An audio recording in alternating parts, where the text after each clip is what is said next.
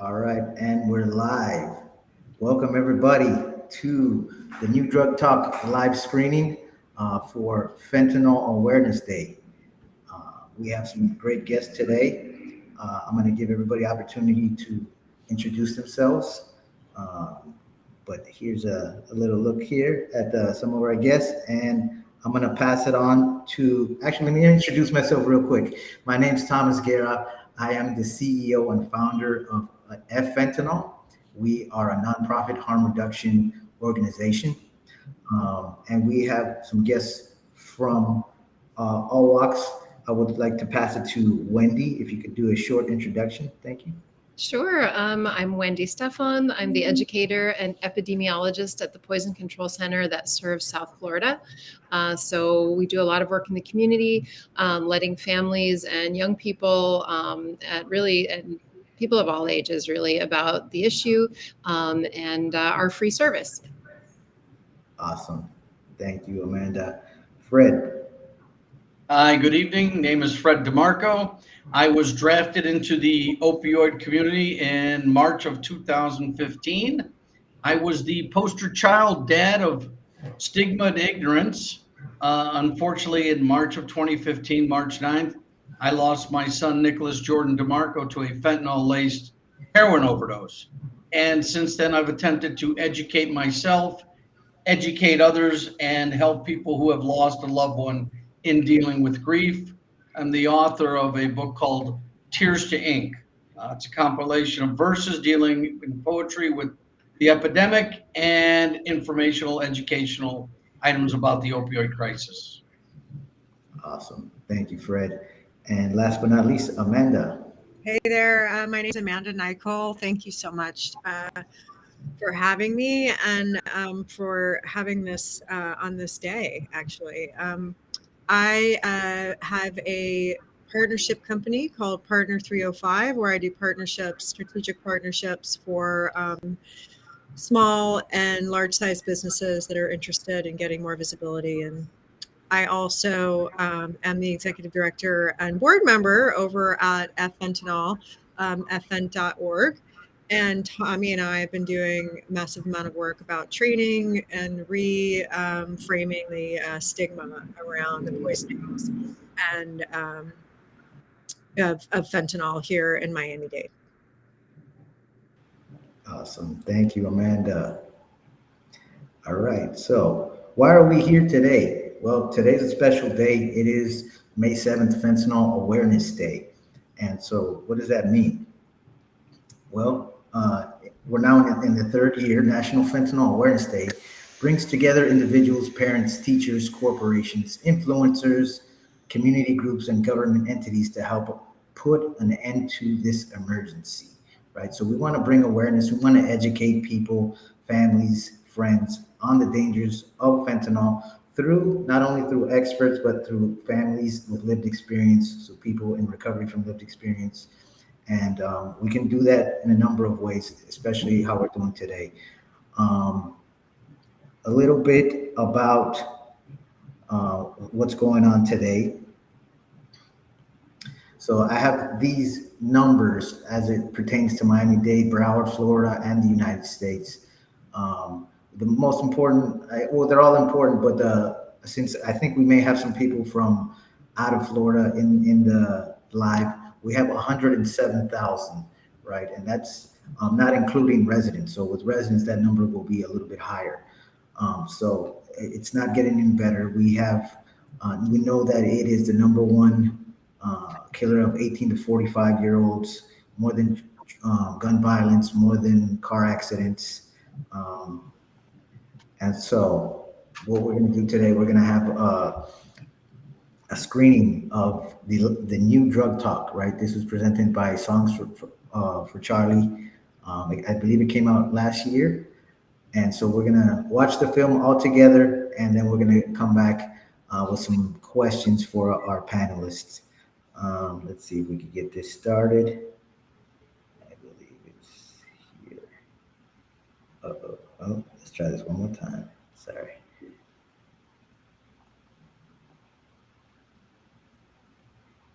There it is.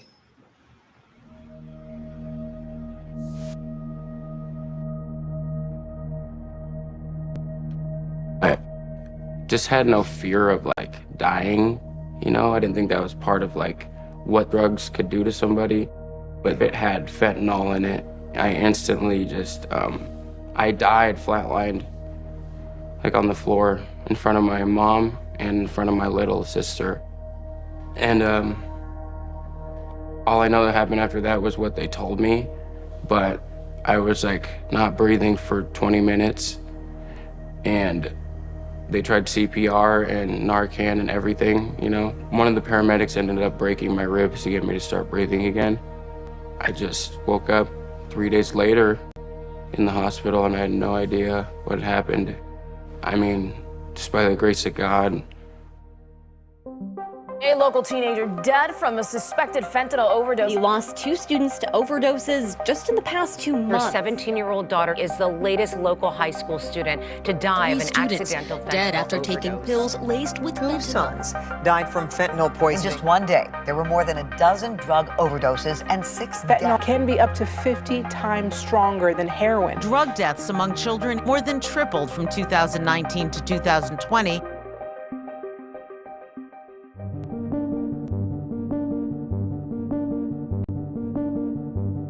This is truly an unprecedented time.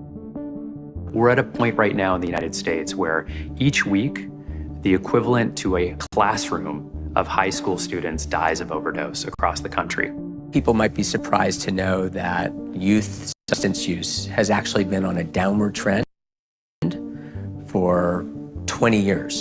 High schoolers' use of illicit substances, excluding marijuana and alcohol, is actually well below 10%. But their deaths have skyrocketed, in particular, in the last couple of years, and that's because of fentanyl found in fake pills and other substances. Since about the mid-20-teens, we started to see this very potent synthetic opioid called fentanyl emerge on the drug landscape, first in the heroin supply, and then it started being used by drug traffickers to produce counterfeit prescription pills. These are completely fake pills. These are not actual pharmaceutical pills that somebody's sprinkling fentanyl onto. The word counterfeit applies. And a lot of young adults in America are getting these pills on social media. Snapchat, WhatsApp, Discord, even Facebook Messenger.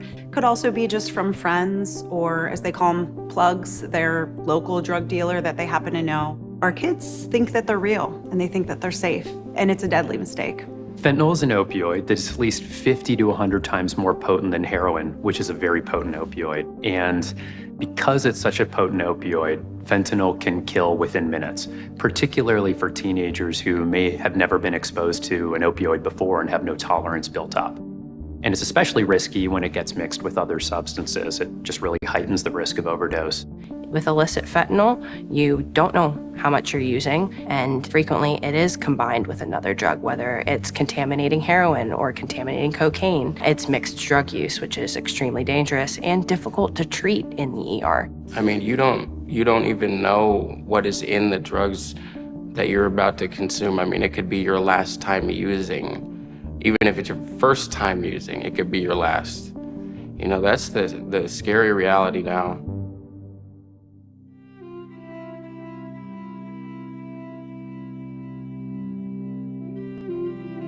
Well, Mary and I got into this world after losing our son, Charlie, in 2020. Charlie was a 22-year-old college senior when he went online and got what he was told was a Percocet. He was familiar with Percocet from a back surgery he'd had about a year and a half prior to his death. So he knew what Percocet would do to him, and he had a job interview and had just driven back to college after unwillingly living with his parents for a couple of months as a college senior. And when he got back up to campus, his back was hurting. He had a job interview on the phone, so he went out and got a pill off script that he was told was a legitimate medication. And he died from it. And he died on a random Thursday afternoon. It shocked Mary and I because we knew that Charlie did not have a substance use problem. He didn't have any diagnosed mental health issues. He had all the normal stresses of a young person getting ready to launch his life. And it was a crazy time because of COVID. But Charlie is a prime example of this new category of victim, of young person who is familiar with these medicines, thinks they're safe, thinks they're taking them safely in the recommended dosage, and ends up being poisoned because it's not what was presented. It turned out to be fentanyl, and that's what killed Charlie. It really is an equal opportunity crisis. There's no geographic boundaries, there's no gender boundaries, there's no socioeconomic boundaries. This is something that everyone is at risk, and everyone has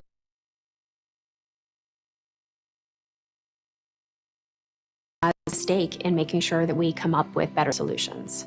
When asked to describe the danger of fentanyl, only 58% of high schoolers listed fentanyl as dangerous, which is far below the number of high schoolers that said cocaine or heroin were dangerous, and about equal to as many who said cigarettes were dangerous.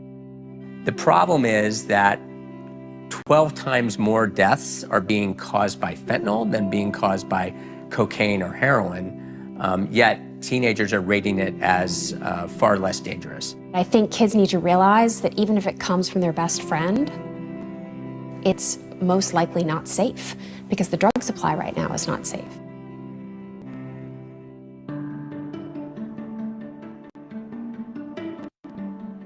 Producers of illicit drugs who supply the black market for street drugs have shifted away from plant-based products like, for instance, heroin, to synthetic chemicals like fentanyl. It makes these drugs extremely profitable, and this changes everything. The drug cartels are able to synthesize synthetic fentanyl quite quickly in these makeshift labs. And we're not talking about the medical grade pharmaceutical lab where it's clean and it's regulated and it's accurately dosed. We're talking about metal tubs out in the wilderness with shovels mixing. And so by the time it comes to you, it might look real, but it is really very dangerous. Fentanyl is so potent that it takes such an exceedingly small amount, on the order of really a grain of sand, the tip of a pencil, to potentially be lethal. It's been approved for what we call analgesia, or pain, for over 50 years in the United States. And it's been used effectively and safely for general anesthesia, for conscious sedation, and in end-of-life care for patients, for instance, with cancer. But when I give you fentanyl in the operating room, several differences.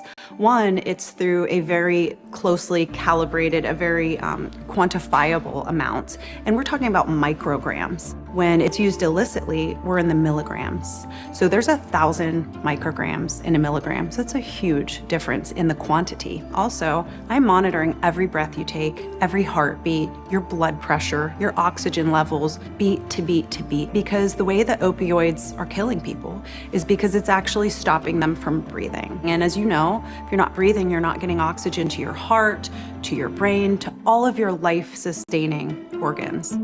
Whether we're talking about pain pills like oxycodone or heroin or fentanyl, it can cause addiction. The shorter acting, higher potency drugs are going to be more addictive because your body gets that reward very quickly and then it wears off very quickly, which leaves you wanting more. It leaves cravings for more. In the beginning, it was fun. You know, it started out being fun, you know, with my friends. I'm just like rebellious by nature. And then it turned into something I did every day, regularly. It just got harder, stronger, you know, faster. And I would convince myself it's something that I need. I absolutely felt like at a certain point it was becoming something that was bigger than me, you know, and I didn't have control of it. You know, I did push those feelings aside for the longest time and justified reasons to myself why everything was okay and my actions were okay, how treating people badly was okay, you know, and just continued to go and go until like the real consequences, you know, came to the surface. And before you're like in this place that you don't want to be at before you even realize it.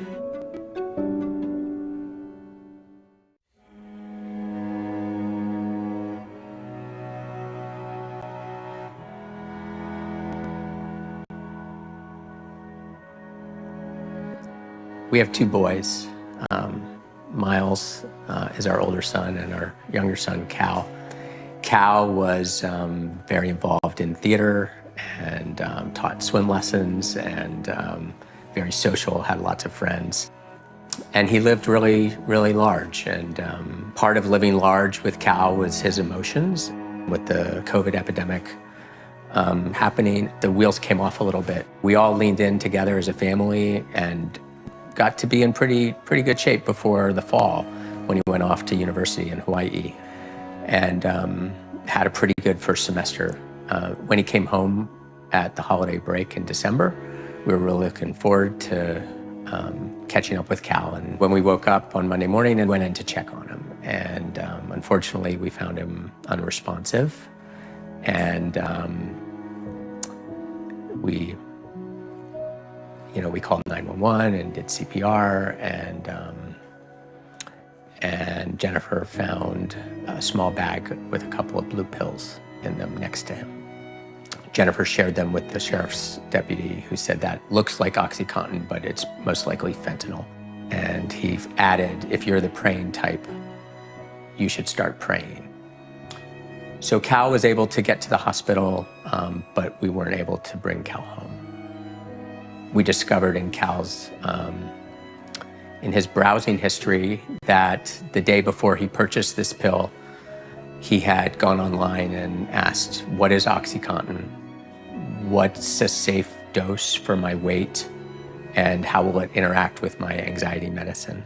He definitely did not have a dependency or substance use disorder, which I say not because that makes Cal in any way a better person or his death matter more, but because I mostly would like others to know that there may not be signs, and that you don't have to be down the road of dependency or addiction to suffer what happened to Cal in the age of fentanyl.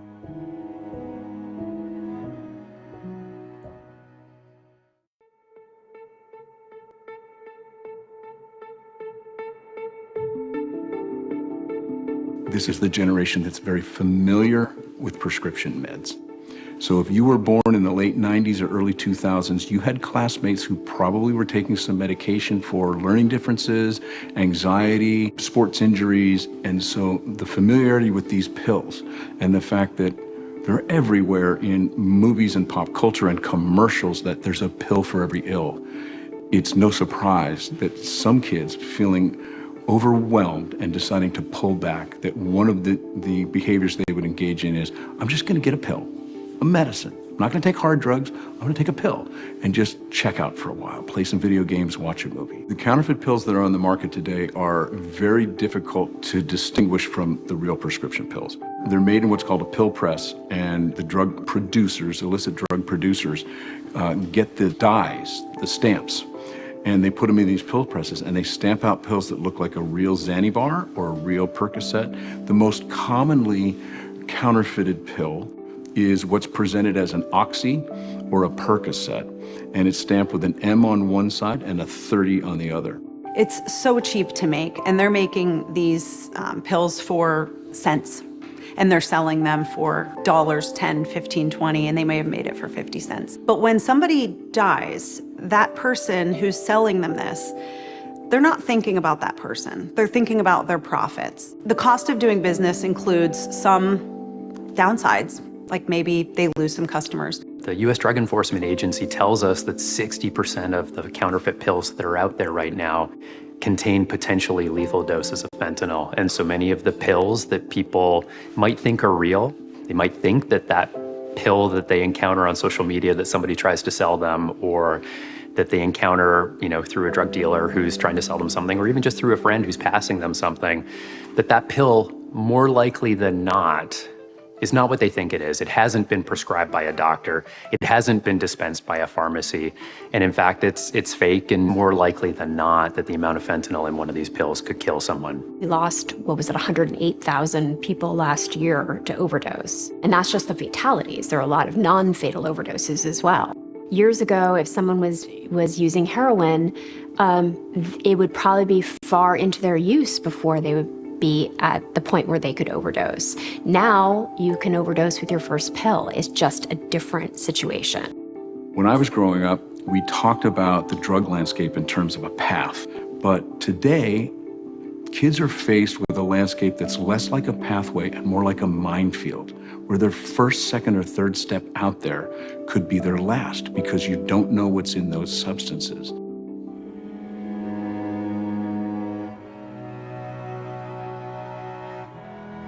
Jules was about to enter her junior year. She was getting ready for that, and unfortunately did not make it to her junior year. She passed away a few months short of her 16th birthday, so I had to have a birthday vigil for my daughter instead of a sweet 16.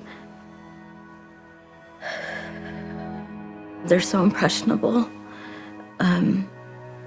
We do live in a social media world, and this encounter, this horrific life event with my daughter taught me just how prevalent and easily accessible things like this can become through social media. I thought I was checking all my bases by having a conversation with my children, teenagers. I didn't know that there was still a way that they could be persuaded, that my daughter could be persuaded.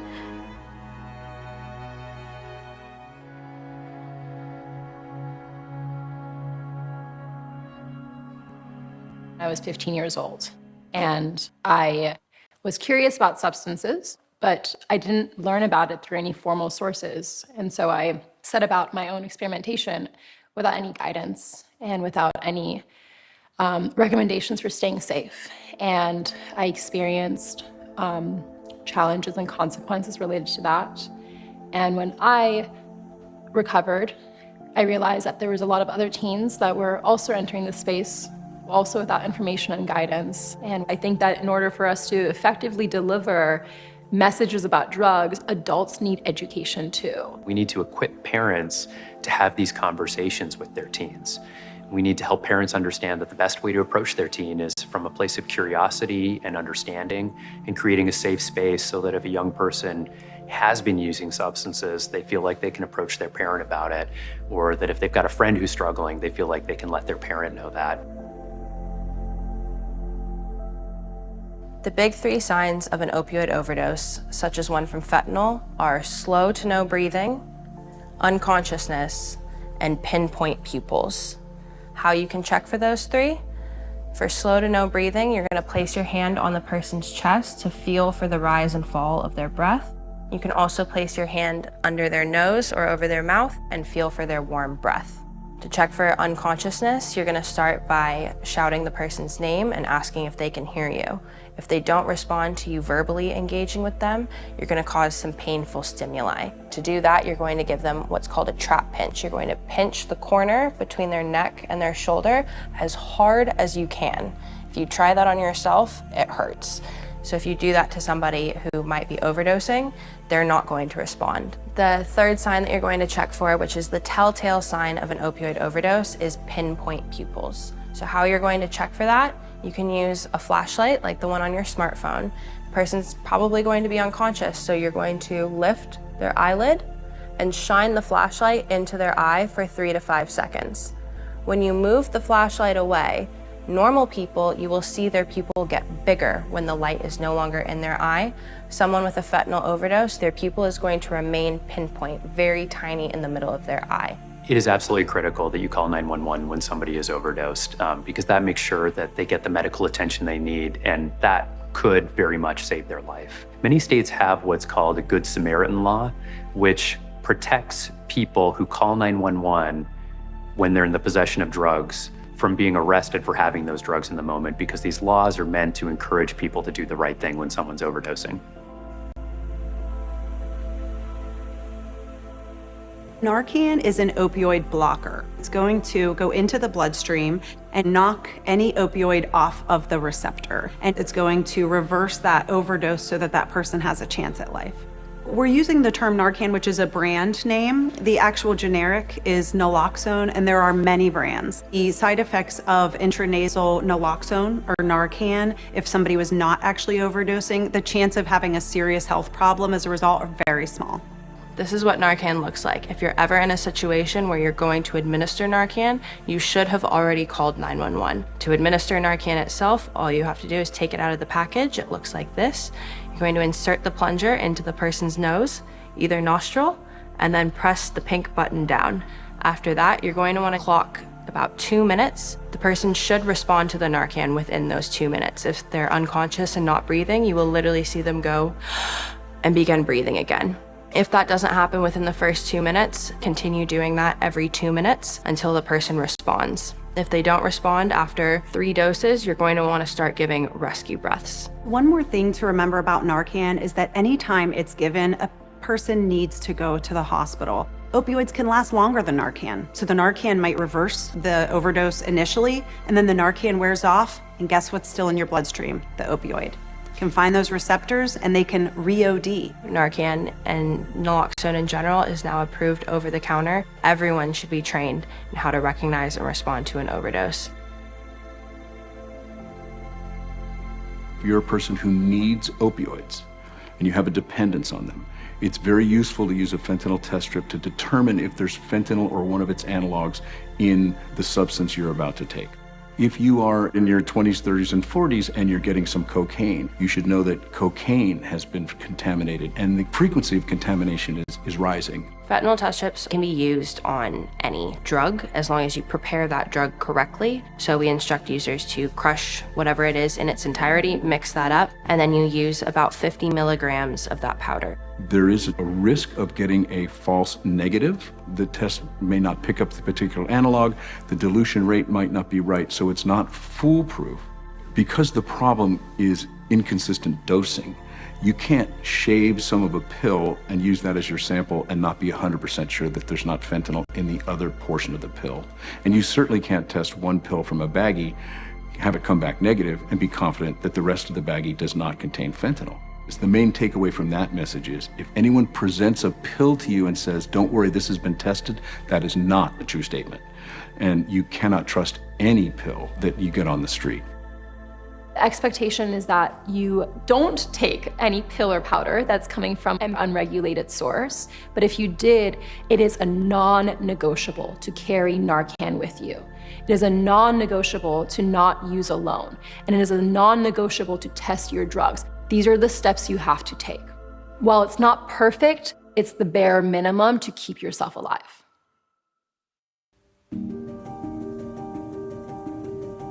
I think it's a perfect storm.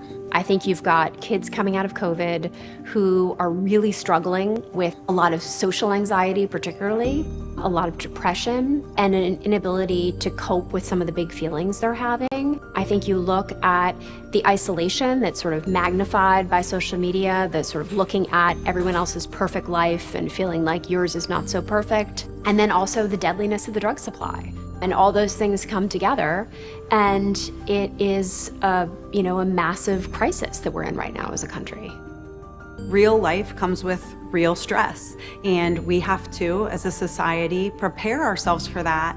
And just like exercising our physical health, if we exercise our mental health and be prepared for the stress before it comes, we're going to be much more successful in dealing with it. And it's going to be addressing these mental health problems that I think is going to keep many young people from turning to a pill.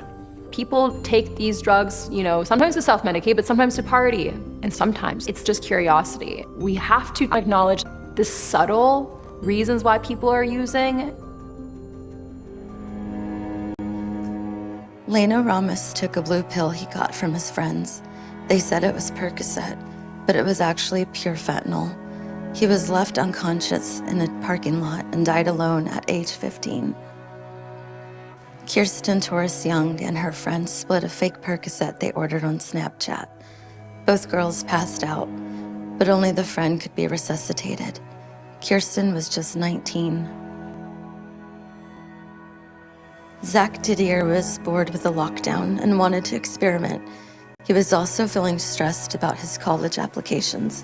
He connected with a dealer on Snapchat and took a counterfeit Percocet made of fentanyl. Zach was 17 years old when he died. Luke Emanuel was having tooth pain when he was offered Percocet by an online friend. He died alone in his bedroom just weeks before his 14th birthday and the day before starting 8th grade. Isaiah Gonzalez took a Percocet that was given to him by his friend's older brother. He had laid down on a couch where his friends were playing video games and never woke up. He was 15 years old. Colin Walker was a high school senior who did a line of cocaine alone in his room. The cocaine was contaminated with fentanyl. He died at 17 years old. Man, these are just babies. Goodness. Gosh. I don't want anybody to be in my seat. I don't want other people to feel this. I don't want to keep hugging other parents that have lost a child like I have.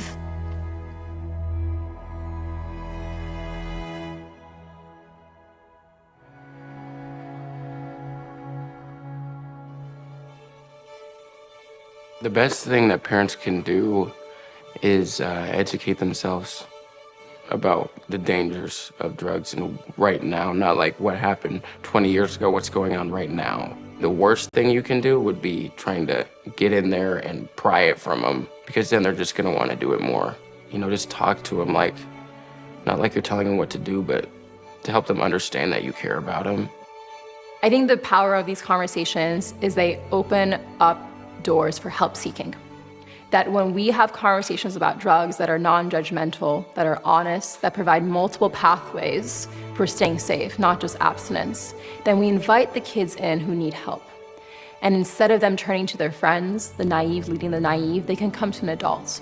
Setting the stage is what's most important first, so that they know this is a safe space where they can ask questions and be open and be honest without fear of what's going to happen to them. Then I need to spend time getting to know them, and I ask questions that are curious. Have they heard about fentanyl? What do they know about it? Do they know people who use substances or fake pills or pills that they think are real that might put them in harm's way?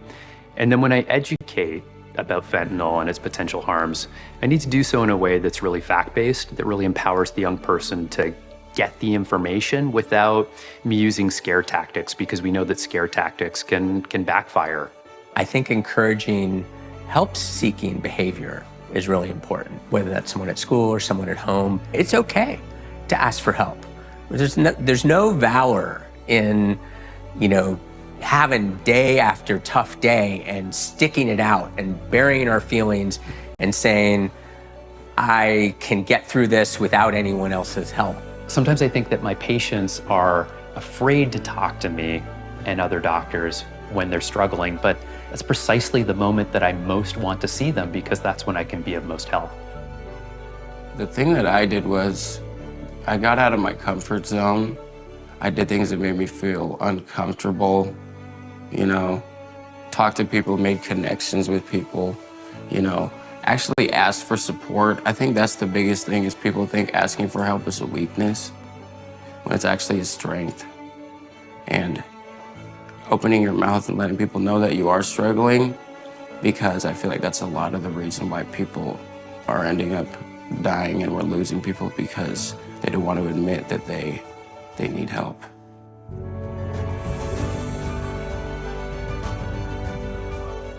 None of us asked for this crisis. None of us asked to have people we love passing away due to a preventable cause, but that is the thing about it, is it is entirely preventable, and every single one of us can do our part by being educated and carrying materials on us that have the capacity to save lives. I think our greatest and most untapped resource in this crisis is young people themselves. And when we prepare young people beginning in 6th and 7th and 8th grade to be peer educators, to be leaders of public health in this space, we shift culture. And it's not drug education that prevents drug problems, it's culture that prevents drug problems. And young people are shapers of culture. We can stop these deaths from happening. We didn't start this problem. but we can be part of the solution.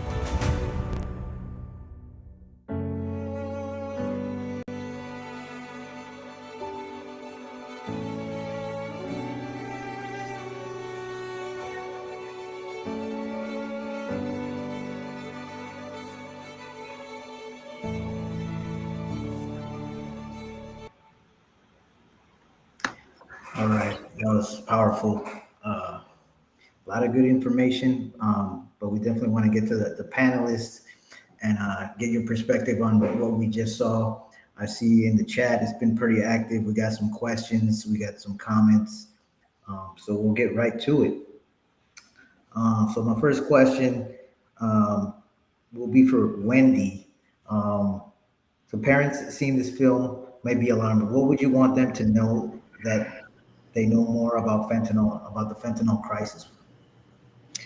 Just, I think, echoing really what the movie said in the sense that, it doesn't need to be a process, right? It's not necessarily something that, you have to worry about in college or after college. You have to have that conversation, I think, way earlier than people really think. And I really saw that in, recently we were in the Miami-Dade County Public Schools, and we were so excited to have the opportunity to talk to young people about it. And the district, though, had us come in and talk to seniors. And they really, that was great, but they were heading off to college, right? So now we're going back into the schools, and this time we're going to be talking to middle school students, because I think they got a picture of, wait a minute, they thought they were ahead of it, and they really weren't. We've got to start so young, and it's not one conversation. It's going to be, many conversations and listening, a lot of listening from, your kid. Ask what's going on with their peers. What are they seeing? What are they hearing about? And starting those conversations early and often. Great. 100% agree. I actually just came from a talk. I was talking to, they were high schoolers, right? And giving a training to them, and then thinking that, oh, we don't have to worry about this. This is only for, they used the word for basers, or and I was like, honestly, everybody has to be worried about this and aware of this. Okay. Same question, Fred. What would you want them to know about the fentanyl crisis? Everything. They touched upon a lot of good topics, and I wholeheartedly agree. First of all, parents need to educate themselves on the DOC, the drug of choice that their child is using. You need to know everything about what it is, what it does, its effects. And second, most importantly, are the signs. Your child is no longer interested in sports, no longer interested in music, no longer an A student. Your child's wearing long sleeve clothes in 90-degree weather, change of friends, simple things like missing spoons, missing money, missing items. These are small signs that are huge red flags. So not only educate yourself on the drug, but on the change in behavior of your child, so you can identify that and then start working with it. And last thing too is that I came down really hard on my son. Like I said, I was the poster child. I did like all I could do that was the wrong thing. You've got to provide, and the one young man said it, provide the love and support for the child, as opposed to belittling them. And it's a sign of weakness that you have an addiction, if that is the case. Because we're going two different ways here. The one pill can kill, or those that are subject to the chronic brain disease of addiction, and which was my son's issue. But you have to provide the love and support, but with boundaries. I love you, son, but this is what we need to do. Thank you. Absolutely. Let me see, Amanda. I'm gonna give you a question. The film presented the big picture on what is happening nationally. How can you, as a local expert, shed light on what is happening in our community? what we're doing at Fentanyl at f.org, fent.org. How can we? I think the most important thing, and especially it's what the film has talked about, is educating yourself and being aware. So, you know, it talked about the big picture nationally, but I really think it's crucial for everyone that watched live to understand that there's like hundreds of experts and locals here in the community doing government agencies, grassroots, nonprofits like ours, coalitions, health experts, hospitals. Everyone's really working tirelessly behind the scenes to educate themselves and to just shift how we discuss substance use and really realize that it's poisonings and that substance use disorders that we're dealing with. And the root cause of that is mental health. We're in a mental health crisis, and the side effect are all of these deaths because of children using illicit substance and they're being poisoned. So, you know, by actively changing that stigma, to have the conversations like we're having tonight, I think it's super important. And you know, being supportive and asking questions, and then listening. Yeah, listening is really super important. Thanks, Amanda. Appreciate it. And so we're getting some comments in the chat. We're going to get to the Q&A shortly, but I'll say a couple comments from Instagram. Support instead of scold. Peer education is super important. Right? Love and support instead of bashing and scolding, right?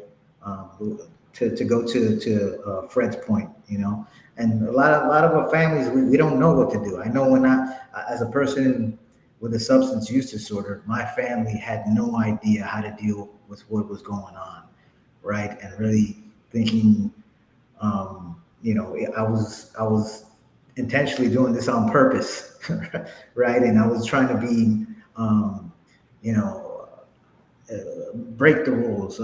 When really, you know, meeting people where they're at and talking to them with empathy, and also what Fred said, setting those boundaries. You know what I mean? A lot of times, my folks didn't know, and they, you know, would bail me out of situations and constantly bail me out of situations.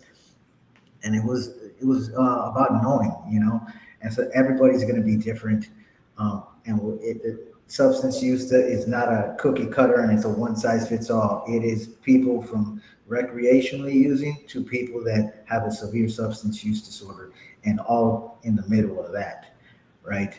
And so, Fred, I wanted to ask you if you'd be willing to. In the film, we hear from several families who lost a child to fentanyl. Can you tell us about your family story? Yeah, well, my son, Nicholas Jordan DiMarco, A student, broke the high school record for sit-ups. So, you know, after the fact, I learned that he suffered from anxiety and depression, and he self-medicated. He also suffered from a predisposition to addiction. So when it first started, again, my ignorance, I was in denial. I'm like, he's an A student, he's got a great body, you know, and again, I looked at it upon as a failing as opposed to the chronic brain disease, you know, of addiction. And so then once he tried opioids, he was done. It was you know, gasoline in one hand and a match in the other. And every time I would take him to like a treatment center or a facility, they would come back and say, your son knows entirely too much about drugs. He was like a walking pharmacy. He died from an injection of fentanyl laced heroin. He was actually found by his twin brother in our bathroom, March 9th, 1:15 a.m., 2015. And I didn't know anything, and I didn't know anybody. So after that fact, I started to educate myself And as I said, I wish I knew, after the fact, what my son was dealing with and how to assist him instead of just, be strong, you can quit. And, I'm like, well, he's not gonna do heroin, because he could die from it if it's tainted. Who would do that? Not knowing at the time that the chronic brain disease of addiction will make you, your brain will be hijacked and will tell you you need and have to have it, even though you know you may die from it. So, and a real quick story, I have to go tell you about this. Not that I have to go. One day when I took my son out of a rehab, the counselor that I was very close to told me to get Narcan. At that time, you could only get it with a prescription. So I went to my doctor, and he denied me the prescription of Narcan. He said, "Oh no, I'm not going to give you a silver bullet." And I'm like, "What do you think I'm going to tell my son? Go ahead and use. I have Narcan." So then when my son Adam came and got me, and I found my son laying lifeless on the floor, waiting for EMS all these years now, I have to think, if I had that Narcan, could I have saved my son? And the doctor, who suffered from stigma and ignorance, did not prescribe me the Narcan. But as I said, families that have somebody, educate yourself on their drug of choice, learn about the drug, learn about the signs and the behaviors, and then it's love and support, because the person that hates himself the most is usually the one that's suffering from the disease. So belittling them does not, bashing them does not help. You provide them the love and support with boundaries, and learn what you can about that drug of choice and the behaviors that go with it. And thank you so much for sharing on that. And you bring up a good point. I mean, Narcan, unfortunately, is now more readily available, but it's different. It's a different time. It's different ways to get it. So I wanted to ask Wendy, where is it available? What would you advise families and teens and young adults to have some in the house? Yeah, absolutely. Absolutely. Now it is a lot easier to have it. Certainly, I used to have a slide on how to get Narcan, and it was really kind of complex. It was like, try this, try that, call here, call there, visit this website. And now with the approval of it for over-the-counter sales without a prescription, nationally, there are big pharmacy chains that offer it. So that's really helpful. So at our local Publix, we have it available. You can see it behind the counter. In some places, they actually have a point of purchase display. It's a pink and very colorful right on the counter. Such a different world, right? So CVS, Walgreens, as part of the opioid settlement, right? They're also offering take-back services, so these services that are addressing the problem are becoming more available, but they're still not everywhere. And I think there are also programs that provide it for free, because the over-the-counter product is still expensive at $50. Obviously, Fred, you would have spent that $50 in a heartbeat. I know a lot of families who are willing, because they know the risk is high. They have a loved one who's either in a fragile recovery or is still using, and they want to be there for that family member. But it's expensive, right? So there are programs here in Florida through Department of Children and Families. There's a program called isavefl.com, where you can go and actually click on a tab and it says find naloxone. Our local site is actually the Idea Exchange, which is one of the syringe service providers. And now at the Poison Center through South Florida Opioid Alliance, we've been able to get a lot, and we're able to help distribute it at our events. And so that's just such a gift, right? That more people are able to provide it to people who need it. Fantastic. I have a question, Wendy. Sure. Can you get a prescription if you have medical coverage? Can your doctor prescribe you Narcan and use your healthcare benefits? I think that's an excellent question. I don't know. I think Why? Right, because that was the challenge before. People would say it was legal to get it by prescription, but then you still needed somebody to give it to you. And then there was a question of what does your insurance cover, right? Does your insurance cover the nasal form that the pharmacy may have? And I think that just still involves a lot of phone calls, to your health insurer, to your provider. But no, it's no longer, you're no longer required to get a prescription. So that's a big hurdle. But no, I'm I sure was wondering it would get paid for made. if you had a medical coverage that would cover that prescription. It might be easier for families to afford it. That is fair. Yeah, I would agree. Yeah, definitely. I had put the isavefl.com on the ticker below. You also could get it from us at F Fentanyl. We definitely are out in the community giving the Narcan, of course, free of cost. Every one of our trainings, we provide the Narcan and test strips free of cost. Which brings me to real quick, we have a overdose prevention training coming up. This time it's going to be online. Usually we do them in the community because we like to get the Narcan immediately to the folks.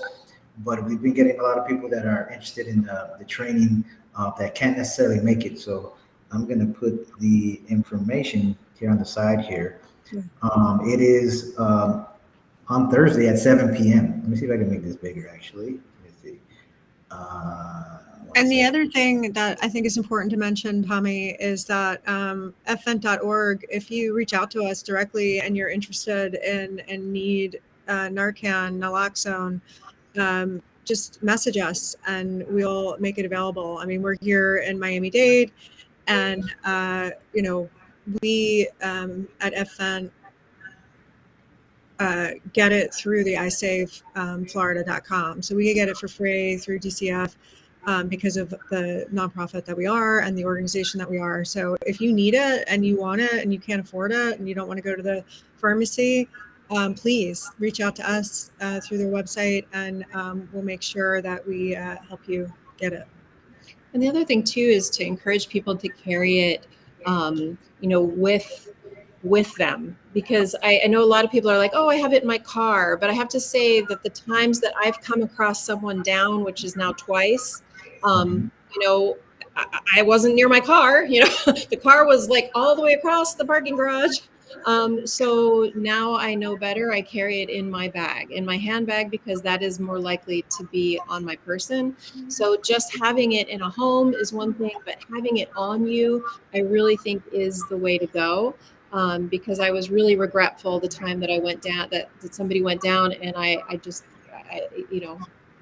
have it at hand. Yeah. Right. I keep it with my lipstick because I usually have my lipstick with me. Yes, I carry it now on a keychain on my belt loop. But it's also important, if you have Narcan, let people know where it's at. Let them know it's in the drawer right here. Let them know it's in your bag, because if you're the one that's overdosing and people don't know that you have Narcan in your pocket or in your bag, it's not going to be any good. So just letting people know that you have that Narcan where it's at is We just got it's from a tech, so you can use insurance to get Narcan from the pharmacy. And someone else just said that yes, doctors do prescribe naloxone. So that's from Ruthie in the chat. So that's good to hear. Shout out to Maxwell. He's a pharmacy tech that works with us. So most of the time it is fully covered or with a minimum copay. So thank you, Maxwell. That's great. So the additional coverage is in addition to, not instead of. So that's great, because we want to see expansion, not restriction. Fantastic. Okay, let's see. So Tell I'm me, going to ask.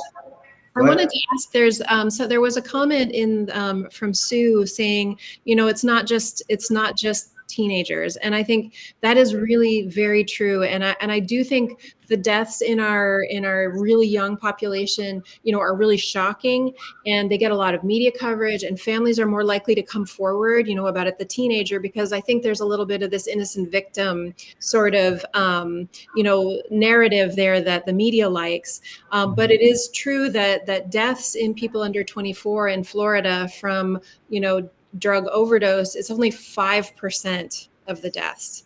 So they've increased a lot in a really alarming way. So I do think, of course, that's shocking. We want families to know. But in terms of the bulk of deaths, are absolutely not in the very young. So Sue commented, her nephew was 30, her daughter was 39. And that is actually what I would consider the peak age for these deaths, is more toward the late 20s, mid 30s. So I think we have to keep talking, adults are valuable too, right? These are people like to be parents, likely to be, employees, have their own families and responsibilities, and they're an important part of our society. It's really not only about kids. Yeah, absolutely. What was very alarming to see was that in the video, they said that substance use was going down, right? Although overdoses were going up, right? So, kids are using less often, but the drugs are stronger. Yeah. Right. And the sad thing is, I think parents get very fatalistic. So we looked at some focus group research with both parents and community members, and they just believe that all kids are using drugs, that it's hopeless, that everybody's doing it. And we're like, that's just not true. And so I think that's really valuable to always have a sense of the facts. As they said in the video, you want your messages to be fact-based, not fear-based, because often a lot of that fear-mongering, it can backfire. So when we ask young people, like, why would someone start using drugs? They overwhelmingly say it's because they're going through something that's awful, that they can't cope with, and that they have no support. But when you ask parents or community members, it's like, oh, they want to be cool. They saw it on the TV. They want to, it's like peer pressure. Their friends made them do it. And I'm like, the data doesn't really support that sort of scenario. So I think we need to see that with clear eyes. That's a great point. And as a person in recovery, I knew it wasn't, for me, I wasn't trying to be cool. I know it was something that helped me with what I was coping with. I had anxiety and depression, and it worked to alleviate those symptoms for quite a while before it turned on me. Right. And that's why the recovery voices, the peer education, but I think particularly not just peers who are peers, but peers or people who kind of were in your shoes maybe a few years ago, the way you were saying you could go back to your high school and say, this is where it started for me. I used to use, in that corner. And I thought that those voices are just critical because, we come in there as, authorities and whatever, and it's valuable. But I loved how the movie really kind of put the recovery voices and the voices of people working in harm reduction, and the parents and the doctors and the public health people all on equal footing, because we all have a role to play, right? It's not just, public health people, and it's not just people who are, who have survived it. We all are coming at it from a different perspective. And I think, for prevention, we all have a role. Yeah, I absolutely, I came into harm reduction unexpectedly, after moving to Miami, and I took the job at a nonprofit,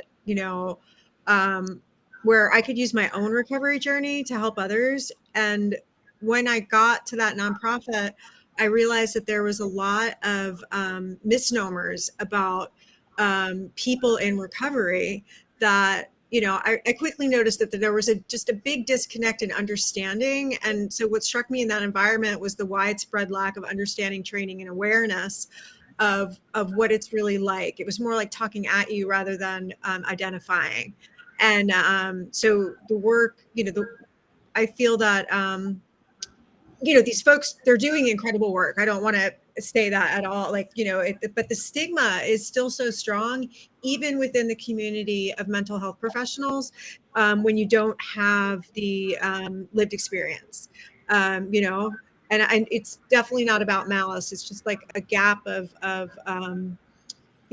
Understanding, right? It's yeah, understanding. exactly. But also, it was really interesting. There was a harm reduction conference here in Miami, statewide harm reduction conference not long ago, sponsored by and it was the first time. And I've been doing this 17 years. It was the first time at that conference that not only did we have people in recovery there, we had people who are active users there, and it was like, why is this the first time? It was just kind of crazy that, we don't go out and solve diabetes without talking to people who have diabetes, right? And I thought, wow, that is such a blind spot, right? We need to be at the table with the most affected and the people at the highest risk. And that is active users, people who are suffering with addiction, whether it's a genetic predisposition or, their circumstances led them to insufferable conditions and trauma and all these things, different pathways. But we all need to be at the table for these solutions and treating each other with respect and consideration. Yeah, I think and I'm a person that has opened my mind, because the harm reduction was not something I grasped immediately, right? As a person in recovery, it was a little off for me to understand that. And so as I started learning more about harm reduction and learning about meeting people, or that some people don't get a chance to get to that find recovery, go to treatment, because they passed away. And so harm reduction is at the very top, saving lives, keeping people alive so they can get to that point.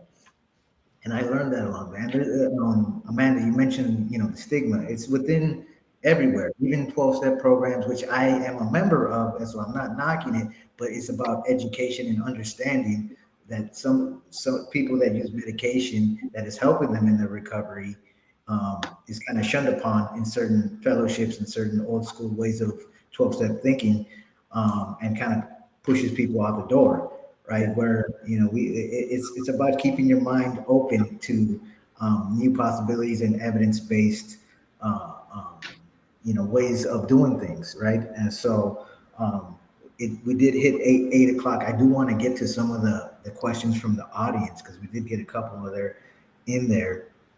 Let me see if I could go up here. Here we go. We got one from Michelle Power. I'm going to put it on the screen here. See if I can do that. It says, how can someone think that they're taking drugs safely as indicated when they're getting off the street instead of from urgent care or the emergency room? That doesn't make sense to me, right? So let's see if I understand that. Taking drugs safely, getting off the street instead of from urgent care. So basically, how can somebody taking drugs from the street think that they're taking it safely? Well, I could jump in a little bit on that. I mean, one issue we're seeing is that, and I think, Fred, you mentioned your son had been prescribed this drug in the past, from an actual, provider for a legitimate medical purpose. I think I've heard that from a lot of family members who've lost people, is that this is a drug people feel that they know. So the fact that it wasn't handed to them by a pharmacist, it doesn't really raise red flags, particularly in this time when we're dealing with a lot of drug shortages, right? So, there are many medications that people are prescribed that they actually can't access. So there is a healthy black market for pharmaceuticals right now. And these cartels and other sellers are taking advantage of that pent-up demand. So I think people, think they know what they're getting, in essence. Got you, guys. That's a good point. Sorry. Sorry, say that one more time. I think the thing that to touch on as well, and Wendy, you'll probably know more about this, is the lack, there's poverty everyone's broke right now, and it's very expensive to get medication. And if you don't have insurance, it's near impossible. Yeah, no, it's very, very expensive. I mean, even urgent care with coverage, it's $100 to walk in the door. So if somebody offers you, hey, for $20, you get this medicine that you've taken in the past, I mean, I can see the appeal. And we're doing a lot of business online now. Like it's pretty common for people to purchase things, through Facebook Marketplace or whatever. And I think we're getting used to internet commerce. And we're not necessarily very skeptical about what's being sold to us. I think it's a sort of just part of our larger sort of the way we buy and sell things now. And to add to you ladies, sometimes they can't get a prescription anymore. The Oprah's rule that, you've already exhausted your prescriptions. So now they're addicted. They need their pill. Their doctor will no longer prescribe it to them. So they cannot get it legally from a doctor or get a legal prescription. And they are forced to go out into the street and buy, which is one of the reasons why we're in the boat that we're in, the overprescription of opioids 20 years ago. Yeah, absolutely. And when Florida decided, it was no longer going to, tolerate the pill mills and all these things that had sprouted up all over the place, they basically shut them down in a matter of weeks. There was no public health approach. It was a law enforcement approach. And so, like you said, for people who already had established dependencies, all the things we did to sort of protect the next cycle of people coming up and becoming dependent put them at immediate risk. There weren't treatment beds. There weren't options for those people. They were basically cut off, in a matter of weeks. And they went to the street. They had to turn to the streets, right, to get the cheaper, stronger, and avoid getting sick. And not everybody did that. I mean, there's evidence that, for people who, had only ever gotten medicine from the doctor, they found ways to manage, but for people who had a history of having access drugs from the street, of knowing kind of where to buy illicit substances, well, that was a door open to them at that time, and led to so many deaths. It was really awful. So I want to switch to, I got some questions from Instagram here. This is from Jay's Pets. It is how to talk to your kids. How do you educate them while they watch shows like Euphoria that glorify drugs? So anybody want to take this question? Yeah, I want to jump in a little bit. I think the most important thing, is asking them how they feel about it, asking them what they think about it, asking them what their opinion is of it, rather than jumping to the conclusion that, oh, this looks cool and sexy and my kids are going to do it. And I have to go on a fear based conversation. Children very much so want to tell us what they think and what they feel, and they want to be listened to. And I also think we need to give credit where credit is due. Our young people are really smart, and they understand that that's entertainment. And so I think they're pretty sophisticated consumers of that type of material. I don't think it translates directly into drug use. I think the conditions have to be ripe. Again, like what you described, Tommy, where you were trying to medicate, trying to make things better in the short term, or trying to address pain that wasn't otherwise being just addressed, or learning differences, as they said in the video, that everyone else around you seems to be able to function and you can't take the test, or you can't, concentrate. Those are valid needs. So I think we should distinguish media from the real conditions that kids are facing. Right. Yeah, agreed. I mean, as somebody that has kids, I got 10 and 8-year-old, and the 10-year-old seems older than her age. I'm very open about my history and where I've been, and I don't want them to learn it from somewhere else, right? So I'm not saying that everyone should speak that way, but having that open conversation, knowing where I've been, and not them finding out somewhere else, is, I think, huge in having that open dialogue. If they have friends that happen to use, or they have see things in school, because we cannot protect them from everything, especially when they are in schools with thousands of kids. So definitely, I do monitor their YouTube and what they watch, but ultimately I'm not going to be able to block them from everything. So just trusting them and giving them the information so they can use to make their best decision is. But I think what you're saying makes sense, because it's not only, the conversations. I think that's really important, but it's also the vigilance that you're saying. Like, I am actually monitoring. That is part of our job as parents, to sort of monitor what's going on, not just where they are and whatever, but at the Poison Center, we really encourage people need to secure their medications in the home, so that you may not realize, you may not think, you're at this, you're a teen or you're a tween or their friends have any interest in prescriptions. You've maybe never seen it, but if they're flying around the house, you've inadvertently created a risky situation, not necessarily for fentanyl, but for that prescription pill that may go on to become a problem. So we're really pushing hard on securing medication in the home. Not just for toddlers, we're talking about really for everybody. We should not have prescription medications, even over-the-counter medicines. We've seen a lot of abuse of things like Benadryl and cough syrups and things that our kids get really, really sick from this. And again, they're experimenting. They just think it's no big deal. But like the next thing they take acetaminophen, they take Tylenol, and they die. So I think part of being parents, that's another form of a boundary, is a physical boundary about what's available in our home. So on that point, what can they do to limit those dangers of the prescriptions at home?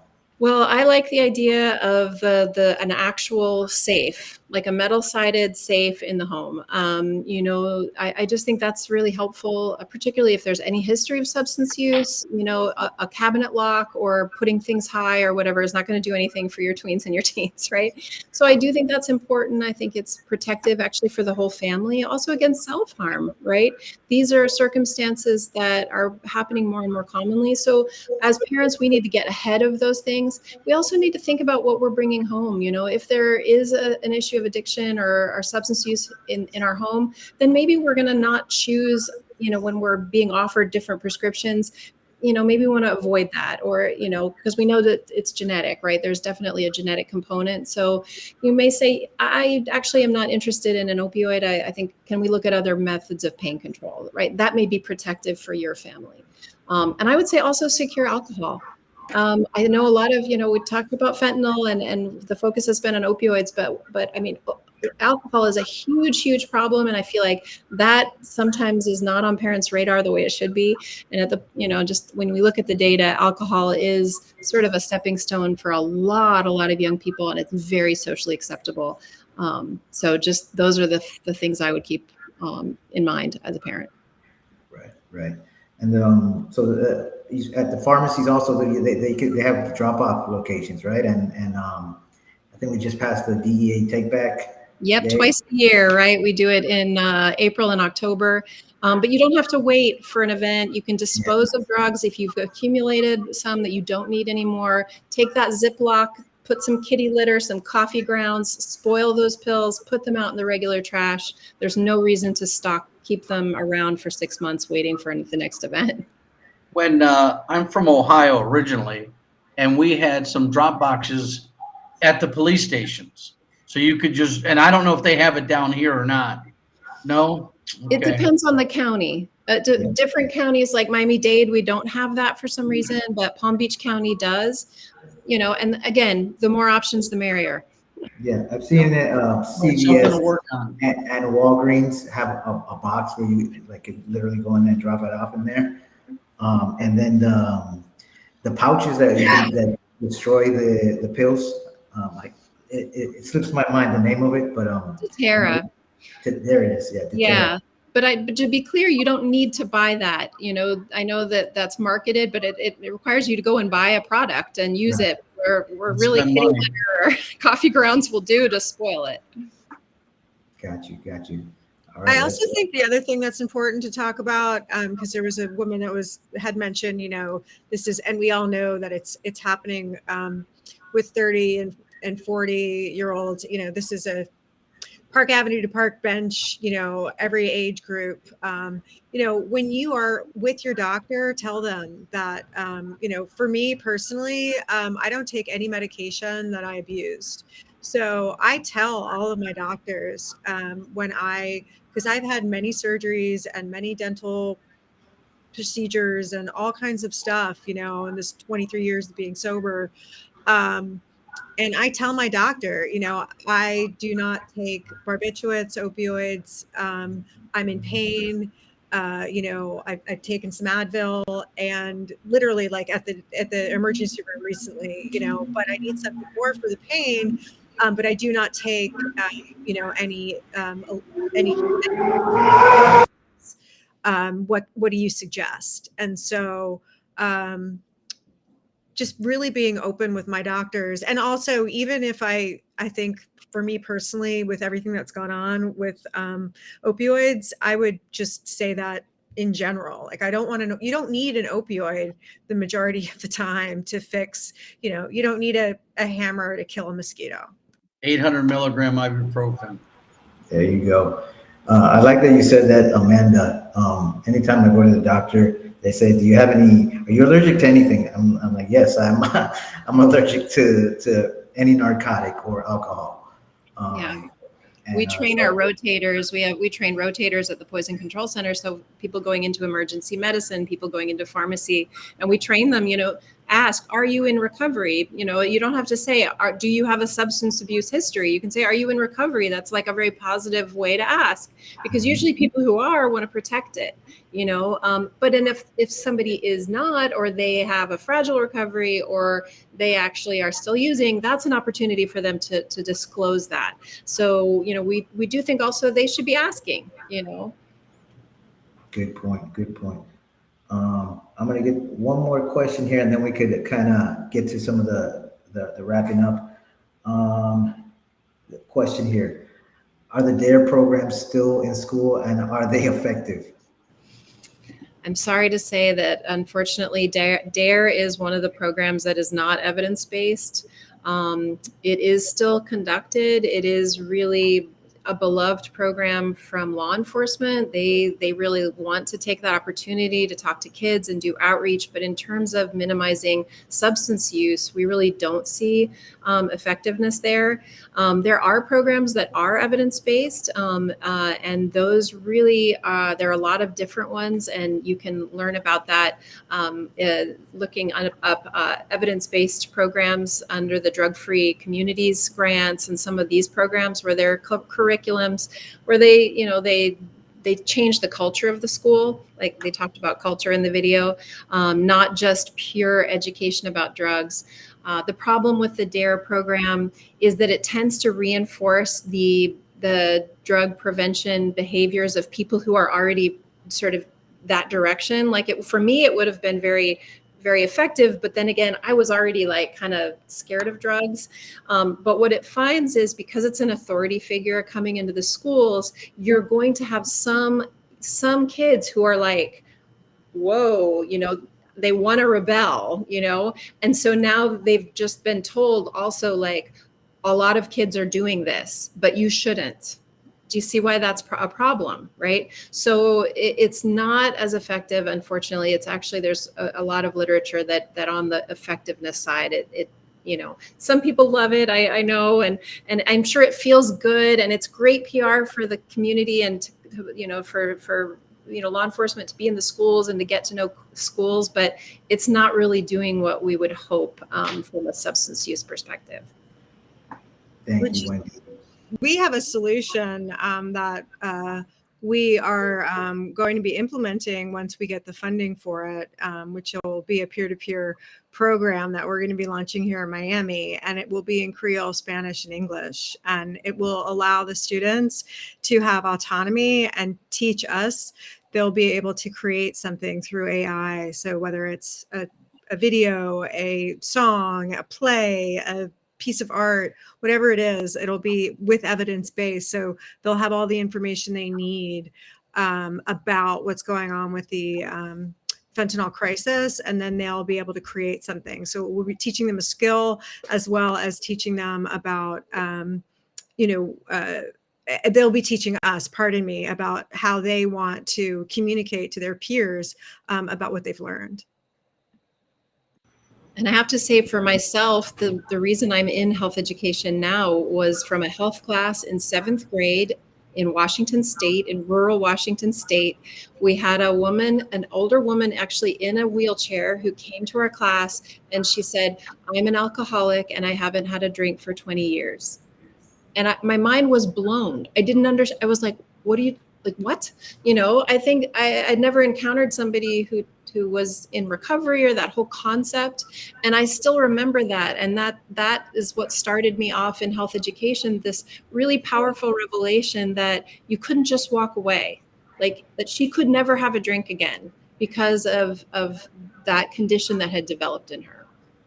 I love that. I love that. Because you mentioned as well that it includes, you know, the education part. It includes the prevention part. It includes the peer part, right? Just having that lived experience and sharing that, right? I think I used to think it was a crutch to my story, but now it's something that I bring up immediately, especially when I know it's gonna connect to get people to listen.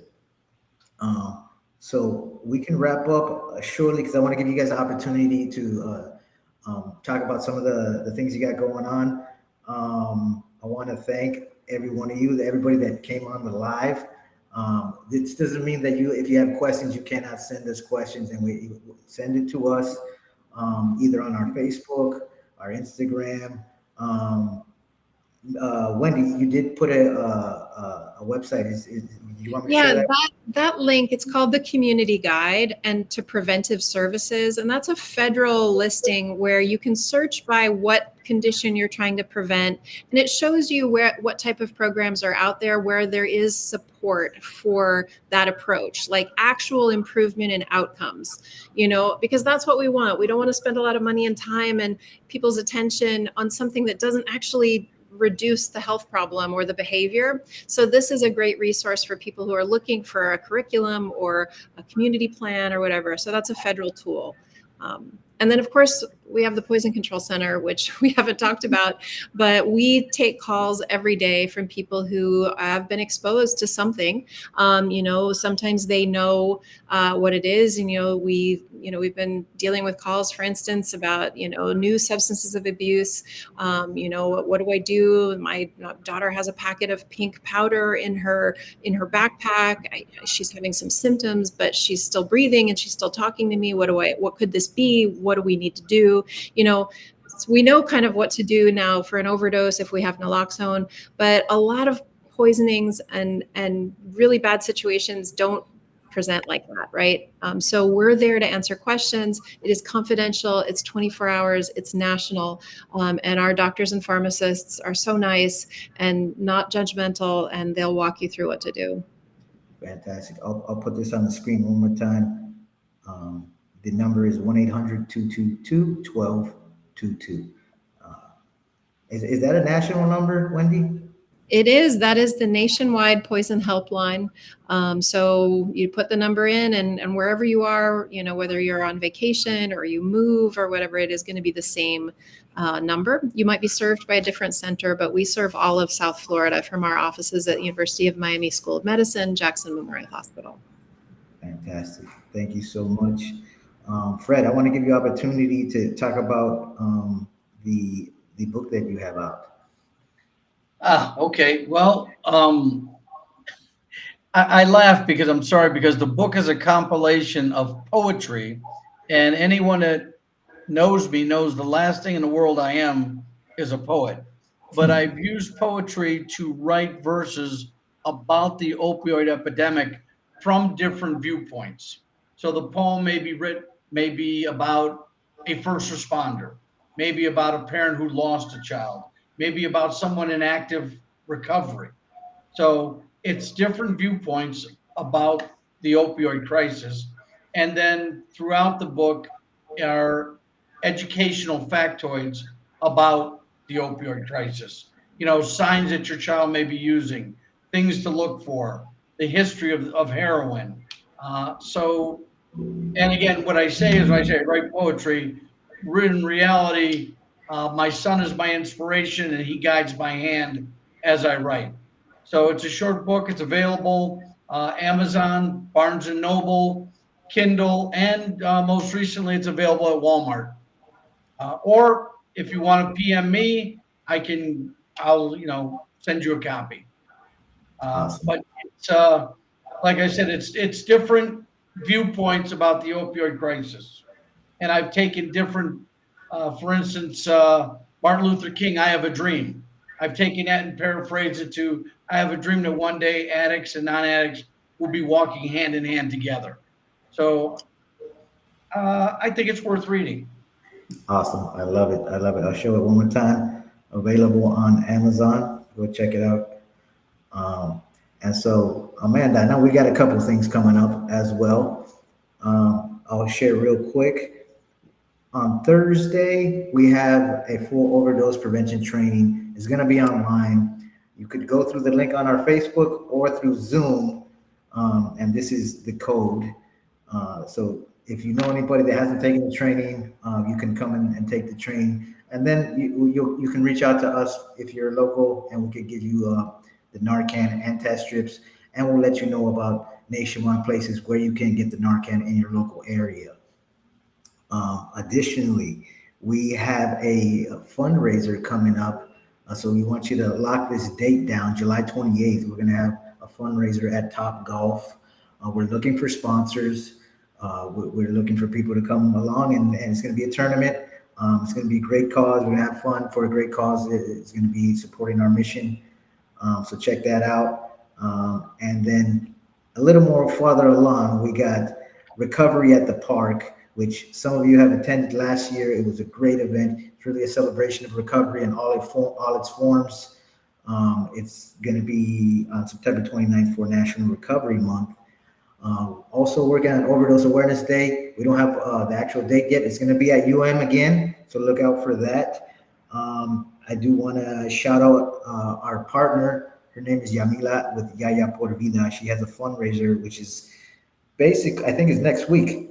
So check out our website. It's Humanity, and it's a great fundraiser / art show. I know Amanda has donated some stuff there. You have opportunity to win some art, to win some free stuff. So check that out. And let me see what else I got. Of course, us. Oh yeah, of course. So we got some great shirts, hats, and some beanies and some sweaters. One of them says F fentanyl, fuck fentanyl. One of them says no more dead homies. All proceeds of these go directly to our mission, which goes to outreach, to fentanyl test strips, to getting out into the community. And if you want to just make a donation, you can do that as well. The website is ffent.org/donation, or you can scan the QR code right here. I believe that is all. Does anybody want to say some final comments? I think we did that right. Go ahead. I'd like to add one last thing. Anyone that is currently in recovery, it is probably the hardest thing you will ever go through. But what I would like you to do is look in the mirror and say, I am worth it. And you are. So recovery is possible for all of you out there. And you are absolutely 1000% worth it. Thank you so much. Thanks, Fred. Absolutely, and thanks for your organization for making this possible and a great way to celebrate Fentanyl Awareness Day. Absolutely. Thank you, Tommy, for making this happen. Yes, thanks for having me. Thank you, appreciate it. We're gonna be able to share this again. So if you guys got anything out of it, any of the viewers got anything out of it, please share this on your social media. Share it everywhere so that people can learn just as we learned today. So we're right on time. Thank you so much, and we'll see you at the next event. Thank you. Thanks a lot. Take care, everyone. Franklin says goodbye.